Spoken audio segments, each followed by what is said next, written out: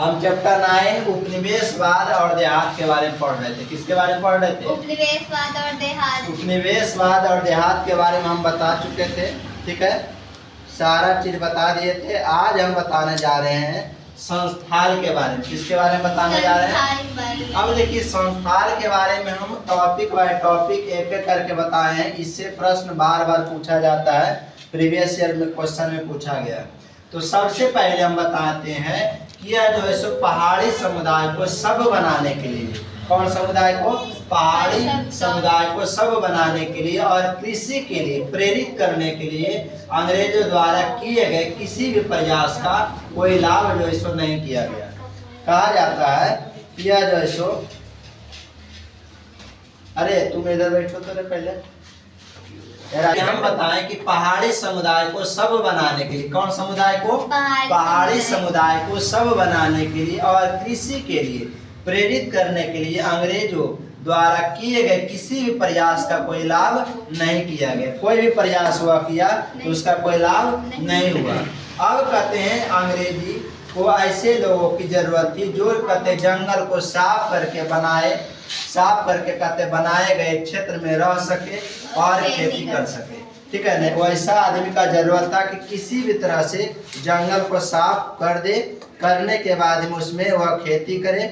और इसी आदमी का जरूरत था ताकि जितना ज़्यादा एग्रीकल्चर बढ़ेगा उतना ज़्यादा प्रोडक्टिविटी बढ़ेगा और हमारा इनकम क्या होगा? बढ़ेगा, ठीक है ना। इसी प्रकार का व्यक्ति का जरूरत था, ठीक है ना। यहाँ तक समझ में आया? नहीं सर। फिर से समझो तो देखो, पहाड़ी समुदाय को सब बनाने के लिए जो है कृषि के लिए प्रेरित करने के लिए, जैसे कोई काम के लिए प्रेरित करता है कि आप यह काम कीजिए, उसको पूरा का पूरा कि यह काम कीजिएगा तो आपको लाभ मिलेगा। तो वह करने के लिए अंग्रेजी द्वारा किए गए किसी भी प्रयास का कोई लाभ नहीं हुआ। पूरा प्रयास किया लेकिन कोई लाभ नहीं हुआ। जैसे कोई विद्यार्थी होता है, उसको बार बार समझाया जाता है कि तुम पढ़ो, लेकिन उसका जैसे के तैसे रहेगा, तो यह कोई लाभ हुआ? नहीं हुआ। उसी प्रकार से देखने को मिलता है। यहाँ तक समझाया? Yes sir. अब कहते हैं अंग्रेजी को ऐसे लोगों की जरूरत थी, ऐसा लोग का जरूरत था जो जंगल को साफ करके बनाए गए क्षेत्र में रह सके और कहते खेती कर सके। वह क्या कर सकते? साफ पहले कर देगा जंगल को और उसमें वह खेती करे। इस प्रकार का किया गया। इस दौर में अंग्रेजों का ध्यान संस्थाल का गया कि संस्थाल एक समुदाय है, उस पर उसका ध्यान गया कि संस्थाल एक क्या है? समुदाय है। उस पर उसका ध्यान पूरा का पूरा गया। कि किसको ध्यान गया? अंग्रेज का ध्यान गया। एक समुदाय है जिसका नाम संस्थाल है, ठीक है ना। तो 1780 के दशक के आसपास संस्थाल में आने लगे। कब आने लगा? 1780 के दशक में यह संस्थान में आने लगा था। कब आने लगा था? 1780 में। यहाँ तक क्लियर हुआ? Yes sir. अब देखो, अंग्रेजों के द्वारा इन्हीं पहाड़ी इलाकों में बसाया गया ताकि कहते हैं कृषि करके अंग्रेजी राजस्व को वृद्धि करते हैं। अगर यह कहते हैं संस्थाल क्या करेगा? पहाड़ी इलाकों में एग्रीकल्चर करेगा, तो एग्रीकल्चर करेगा तो टैक्स इसको देना पड़ेगा, तो हमारा टैक्स क्या हो जाएगा? बढ़ जाएगा। यह किसका सोच था? अंग्रेज का सोच था, ठीक है ना। और यहाँ तक क्लियर हुआ? Yes sir. अब देखो, अंग्रेजी सरकार ने संस्थानों को जमीन दे करके राजमहल पहाड़ियों की तलहटी में बसने के लिए तैयार किया। कहा कि सुनो, तुम लोग जो है तुमको हम जमीन देते हैं और उसको दे करके राजमहल जो पहाड़ी है उसको तलहटी में मतलब नीचे में उसको कहा कि तुम यहाँ पर बसो। जब बसेगा तब ने खेती करेगा, तुम पहले बसो। जैसे हमको कोई आदमी को रखना है तो हम पहले उसको कहेंगे कि तुमको हम एक रूम देते हैं।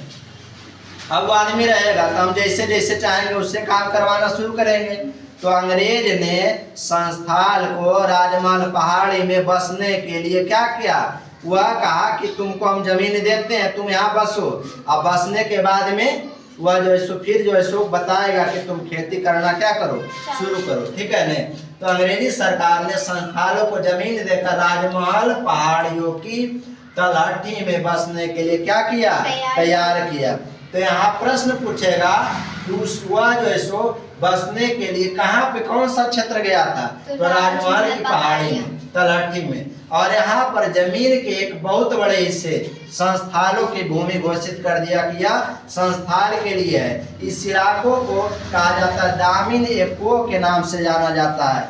इतिहास में प्रश्न पूछता है कि दामिन एको किसे कहते हैं, तो दामिन एको उसे कहते हैं जो अंग्रेजी सरकार ने संस्थान को भूमि घोषित किया था, किस जगह पर संस्थान रहेंगे, उसे दामिन इको नाम से जाना गया है। यहाँ तक क्लियर हुआ? Yes sir. अब देखो इसी क्षेत्र के चारों ओर, इस क्षेत्र के चारों ओर सीमा बनाया गया, ठीक है ने, एक सीमा बनाया गया। सीमा का मतलब था एक बाउंड्री बनाया गया था, एक क्षेत्र को सीमा बनाया गया था। संस्थानों का गांव का संख्या 1830 में लगभग में 40 के आसपास थी। 1830 में कितना था? 40 था। 1830 में कितना था? 40 था। और 1851 में बढ़ करके कहा जाता है 1473 हो गया था। कितना हो गया? 1473 हो गया। और इसी दौर में जनसंख्या 3000 से बढ़ करके 82,000 से भी अधिक हो गया। सोचिए कितना ज्यादा विकास हो रहा है। सोचिए इस तरह से जो है सो संस्थानों का वृद्धि हुआ। इसीलिए संस्थानों के आने की वजह से पहाड़ी लोगों का जीवन का बुरा असर पड़ा।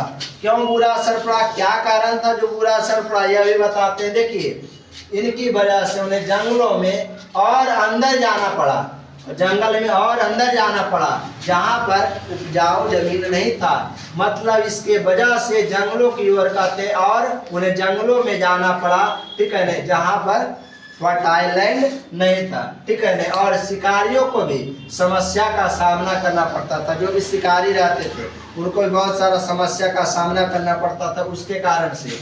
दूसरा तरफ संस्थानों का जमीन पहले तो बेहतर हो गया, संस्थानों का जो है सो जीवन जो है सो पहले तो बेहतर हो गया। अब वह खाना बदोश की तरह एक अस्थायी खेती करने वाले किसान के रूप में रहने लगे। मतलब वह एक जगह रहते थे, एग्रीकल्चर करने का काम करते थे। किस पर डिपेंडेंट रहते थे? वह एग्रीकल्चर पर रहते थे। अब सोच लो कि वह एग्रीकल्चर पर जब रहेंगे तो कितना जीवन संकट है। क्यों? कभी फर्टाइल होगा कभी नहीं होगा, कभी फर्टाइल होगा कभी नहीं होगा। तो जब नहीं होगा और उनको कहीं जाना नहीं है तो उसी से जीवन यापन करेंगे। तो अब वह खाना बदोश की जगह एक अस्थायी खेती करने वाले किसान के रूप में रहना शुरू कर दिया। शुरू तो बहुत मजा आया, का जमीन दे दिया, रहना शुरू कर दिया। अब कहा कि रह करके तुमको क्या करना है, खेती करना है, तो उसका समस्या हो गया। यहाँ तक क्लियर हुआ?